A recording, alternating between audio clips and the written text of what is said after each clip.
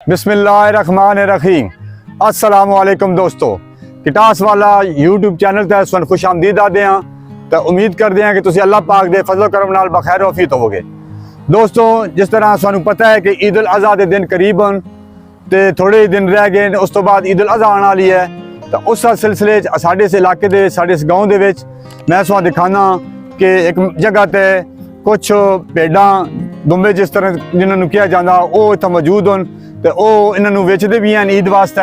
तो मैं उस उतों अंदरों जाकर उन्हें दिखाना कि उन्होंने सानू सारी तफसील भी दसदा। ए मैं उस बिल्कुल करीब पहुंचे हाँ और मेरे नाल तो मैं सुहाई अंदरों दिखाना। ए दोस्तों देख लियो माशाअल्लाह, ए दुम्बे तुहाडे सामने मौजूद होन, ए भेडां तुहाडे सामने मौजूद होन। ये सारियां माशाअल्लाह जनाब वालियो ए तुसीं देख सकते हो पल्ली भी हैं ठीक ठाक, इन्हां दे नाल बच्चे भी हैं।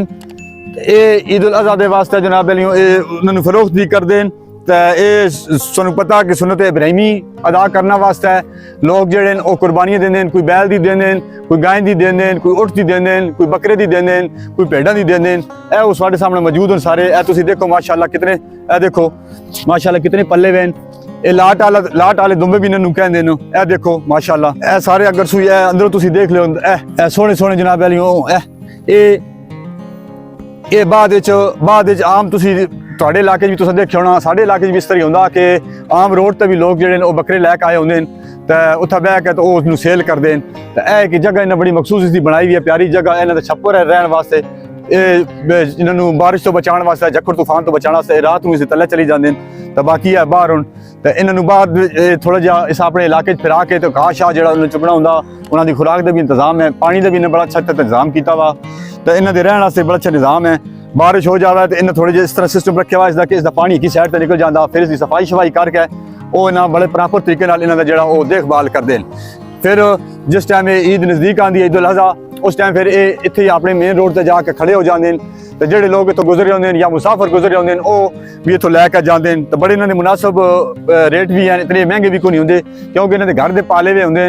तो बाज़ औकात बल्कि ज़्यादातर इस तरह करते हैं कि इन्होंने सुबह के टाइम इतों कट के लै जाते बाहर। ये सारा सानू इलाका पिछे नज़र आ रहा, यह सारा नज़र आ रहा। इतने खेतों के भी पिछे जाके पिछे जंगलात होने उत्थे भी जाके इन्होंने चराते हैं, उन्होंने खुराक उत्थे ताज़ा फ्रैश खुराक इन्होंने मिलती है, जिसकी वजह तो ये बड़े सेहतमंद भी हैं। तुसीं देख रहे हो तो काफ़ी अच्छी किस्म के भी हैं माशाअल्लाह। ए तुसीं अगर इस साइड भी तुसीं देख रहे हो कि इस साइड रोड सानू नज़र आ रहा, ये बिल्कुल इन्हों की झुग्गी जी मैं सिलाई भी है उसके नज़दीकों जी है ये मेन रोड भी गुजर रही है। ये चौह साधन शाह ता कलर कार मेन रोड है। तो इस वक्त मैं मौजूद हाँ डटाकोट के नज़दीक।